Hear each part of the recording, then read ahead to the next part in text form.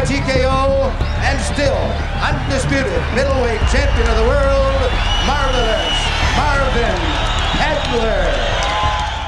When people talk about Marvin Hagler, the conversation almost always ends up in the same place. Those warlike fights and the way he could walk a man down in the ring. And honestly, that's fair, because once the bell rang, he had this way of turning pressure into something constant and uncomfortable. But what I've always found more interesting about the man is how predictable his days were long before he ever stepped into the ring. You see, Hagler was never about impulsivity. He might have used the surprise factor in the ring, but outside of it, he had built his entire reputation on intense routine and discipline. I'm talking about living inside the same routine for weeks at a time, same wake-up time, same miles, same food for years. He trusted that if he kept stacking those days without negotiating with himself, the fights would take care of their own drama. But here's the thing, that mindset didn't develop out of the blue. Hagler grew up learning that attention was always earned, and the process was usually slow. When he ended up in Brockton, Massachusetts, he didn't walk straight into a gym looking to be noticed. He sat and watched. Day after day, he just observed and studied how people moved, how they trained, how they carried themselves. And then, the Petronelli brothers finally noticed him, because he kept coming back. That gym was the right place for someone wired like Hagler. Goody and Pat Petronelli gave structure to what was already there. He was raw at that time, and conditioning mattered a lot, but the factor that was far more important than just training and conditioning was that everything had to hold up when he was tired, especially when he was tired. Once Hagler turned professional and training camps became his entire life, that philosophy turned into a very specific daily rhythm. Mornings started early, usually with a 6-mile run, and not the kind you knock out half asleep. These runs were done outside, often in Provincetown, at the very edge of Cape Cod, where winter doesn't soften itself for anyone. Cold air, empty roads, uneven ground, and long stretches where it's just you and your racing heart. He treated those runs like an appointment he didn't get to cancel. Some days it was hills, some days sand, and sometimes he'd even run backward for a mile just to challenge muscles that didn't usually get worked. He'd occasionally do it in combat boots, which sounds ridiculous until you see it from his perspective. Hagler liked starting his day with something that demanded attention, something that reminded him he was already doing what most people wouldn't bother with. Now, there's a certain mental clarity that comes from that kind of morning. Your body wakes up fast, your thoughts simplify, and by the time the run is over, you've already done something hard before breakfast. Hagler understood how powerful that was, because it framed the rest of the day. After that intense morning routine, things slowed down, at least on the surface. Breakfast was straightforward: cereal, fruit, and juice. It was nothing more than fuel. Then came hours that outsiders often misunderstand. Late morning into the afternoon, Hagler mostly stayed to himself. He read, maybe watched a film, sometimes slept, and sometimes just thought about life.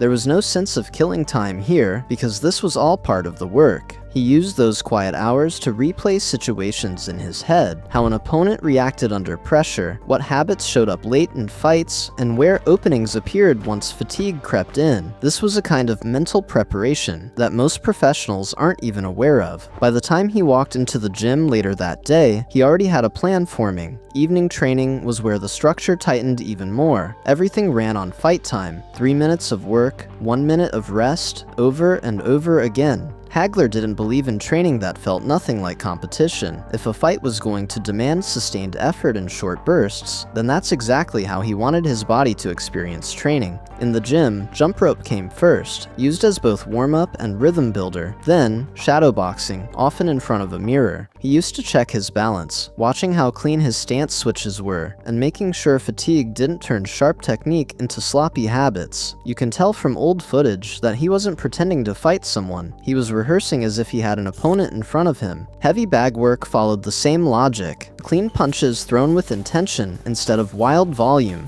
The bag was there to respond honestly to his technique instead of just absorbing the anger. Speed bag rounds kept his shoulders alive and his timing sharp, especially useful late in sessions when everything wanted to slow down. Pad work with Goody Petronelli was where tactics started to lock in. They devised specific combinations, specific reactions, and nothing random. Everything connected to the opponent he was preparing for. And then came sparring, which was never treated lightly. Hagler sparred the way he planned to fight. Partners who were capable of posing problems were specifically chosen so that he could feel feel the actual ring experience beforehand. Tall fighters for tall opponents, aggressive fighters for pressure fighters, and these sessions weren't gentle either. He wore extra heavy gloves, went on for extended rounds, and tolerated constant pressure. Hagler had no intention of trying to look good in sparring or defeating easy partners. He sparred with only one mindset, to test whether his conditioning and focus held up when things got uncomfortable. A lot of partners didn't last long, and that had less to do with Hagler being reckless and more to do with how his pace never gave them space to settle in. This entire schedule repeated itself 6 days a week, often twice a day, and that repetition was the real secret. Nothing here relied on adrenaline or depended on feeling inspired. By the time fight night arrived, Hagler had already lived inside that pace for weeks. But there was another layer to his preparation that didn't show up on any schedule, and in all honesty, it was something far darker and far more difficult than any physical challenge he took on. Hagler didn't just isolate himself physically during camp, he isolated himself mentally too. Hagler basically believed great fighters put themselves in jail before the fight, and this was his version of that. Long stretches without social contact, family told not to call, hours spent alone watching the ocean, replaying fights in his head, feeding a certain edge he carried with him. Even thinking about it sends a chill down my spine. But as disciplined as all of this sounds, none of it was robotic. Hagler was, after all, a human, and he was very aware of what he was doing and why he was doing it. He knew most fighters wouldn't choose this environment. He knew comfort softened people over time, and he liked knowing that while he was grinding through another cold morning run, someone else was probably sleeping in. That quiet confidence, built day by day, is what made the rest of his preparation work, and it's also where something more primal began to take shape, something Hagler would later describe in his own words. The structure built the body, the isolation sharpened the mind, and together they created a presence he carried straight into the ring. He called that presence the monster that would awake in the ring, and if you're thinking it was some gimmick or trash talk, it really wasn't. More like a way of describing the part of himself that showed up when things got ugly, when the crowd noise faded, and it was just two men and a problem that needed solving. Here's what's even more interesting. The monster didn't only live in the ring. It fed off those quiet stretches when nobody was watching and there was no applause waiting at the end. Long runs where your legs feel wooden and your mind starts bargaining for an early finish. Sparring sessions where the pace doesn't slow just because you want it to. Even sitting alone in a room, watching the same opponent footage for the 10th time, looking for the tiny tell that only shows up when a guy's tired. All of that added up. There's a story from Provincetown that always amazes me. A hotel owner once decided to go running with Hagler, probably thinking he'd at least get a decent workout out of it. Hagler pulled away almost immediately, and as the distance grew, the guy could hear him ahead, muttering to himself. Not motivational quotes or affirmations, but aggressive statements about what he was going to do to his opponent, over and over. Hagler didn't know anyone was listening. It was just how he stayed locked in. It's like overhearing someone rehearse an argument they're planning to win later. And that's the part people miss when they try to romanticize his discipline. It had little to do with staying calm or achieving some zen peace of mind. Hagler knew where his hunger came from, the frustration of being overlooked, underpaid, and treated like an afterthought while other middleweights got the spotlight. Instead of pretending that it didn't bother him, he stored it and put it to work. Isolation also helped with that. Provincetown in winter wasn't some scenic retreat where you find yourself chilling. It was bleak, cold, and empty. Hagler chose it because it stripped life down to essentials: train, eat, rest, think, repeat. No distractions meant no escape routes. If doubt crept in, there was nowhere to hide from it. You either dealt with it or carried it with you into the next session, and carrying extra weight into a fight was obviously a bad idea. And that's where the monster really grew. Not in chaos, but in repetition. Hagler understood something a lot of fighters struggle with. You don't rise to the occasion on fight night, you fall back on what you've rehearsed. If your training is inconsistent, your performance will be too. If your training is unforgiving, the fight starts to feel familiar, almost comfortable in its brutality. You can see it when you watch his fights closely. Late rounds, when opponents start breathing through their mouths and their footwork fades, Hagler looks almost the same as he did in round 3. Not faster or flashier, just steady, like he's exactly where he expected to be. That's conditioning, sure, but it's also psychological. He trusted his preparation completely, the way a tightrope walker trusts the wire beneath their feet because they've crossed it 1,000 times in practice.